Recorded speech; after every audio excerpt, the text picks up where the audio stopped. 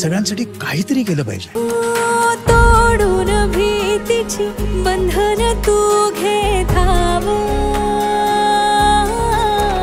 सहकार्य नामदार बाळासाहेब थोरात यांचं आहे, रणजित दादाचं आहे आणि सगळं कारखान्याचं सहकार्यामुळे हे आमचा भाग सुजलम सुफलम झालेला आहे।